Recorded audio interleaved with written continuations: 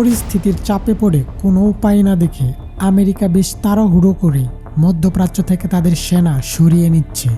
ইরানে বিক্ষোভকারীদের উপর সরকারি দমনপীড়নের প্রতিবাদে মার্কিন প্রেসিডেন্ট ডোনাল্ড ট্রাম্প ইরানের বিরুদ্ধে কঠোর হুঁশিয়ারি দিয়েছেন। এর প্রতিক্রিয়ায় তেহরান মার্কিন ঘাঁটিগুলোতে হামলার হুমকি দিয়েছে, যার ফলে মার্কিন যুক্তরাষ্ট্র নিজেদের সেনা ও সরঞ্জাম সরিয়ে নিচ্ছে। কাতার ও অন্যান্য অঞ্চলে অবস্থিত মার্কিন ঘাঁটিগুলো থেকে কিছু সেনা ও সরঞ্জাম সরিয়ে নেওয়া হচ্ছে, যাতে ইরানের সম্ভাব্য পাল্টা হামলায় ক্ষয়ক্ষতি এড়ানো যায়।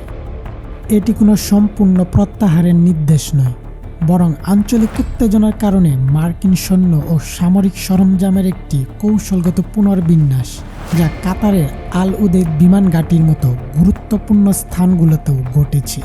ইরান প্রতিবেশী দেশগুলোকে মার্কিন ঘাঁটি থেকে কোনো হামলা চালালে তাদেরও নিশানা করা হবে বলে সতর্ক করেছে, যা এই প্রত্যাহারের একটি বড় কারণ।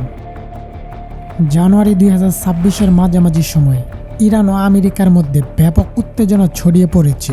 ইরান হুমকি দিয়েছে যে আমেরিকা তাদের ভূখণ্ডে হামলা চালালে তারা মধ্যপ্রাচ্যে থাকা মার্কিন ঘাঁটিগুলোতে পাল্টা আক্রমণ করবে। এই হুমকির মুখে সতর্কতামূলক ব্যবস্থা হিসেবে আমেরিকা কাতার সহ আল উদেইদ এয়ারবেস এবং বিভিন্ন গুরুত্বপূর্ণ ঘাঁটি থেকে কিছু সেনা ও জনবল সরিয়ে নিচ্ছে। ধারণা করা হচ্ছে ট্রাম্প প্রশাসন ইরানে সম্ভাব্য সামরিক অভিযানের কথা ভাবছে।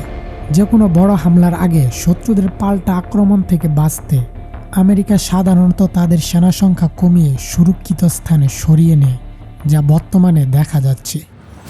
দীর্ঘমেয়াদী পরিকল্পনার অংশ হিসেবে আমেরিকা এখন মধ্যপ্রাচ্যের চেয়ে ইন্দো প্যাসিফিক অঞ্চলে চীনকে মোকাবেলায় বেশি গুরুত্ব দিচ্ছে। পেন্টাগনের বর্তমান নীতি হলো সরাসরি যুদ্ধে জড়ানোর চেয়ে প্রযুক্তি এবং দূরপাল্লার সক্ষমতা ব্যবহার করে প্রভাব বজায় রাখা। আমেরিকার নিজস্ব জ্বালানি উৎপাদন বৃদ্ধি পাওয়ায় মধ্যপ্রাচ্যের তেলের উপর তাদের কৌশলগত নির্ভরতা আগের চেয়ে অনেক কমেছে, যা তাদের এই অঞ্চল থেকে সামরিক উপস্থিতি কমানোর সুযোগ করে দিচ্ছে।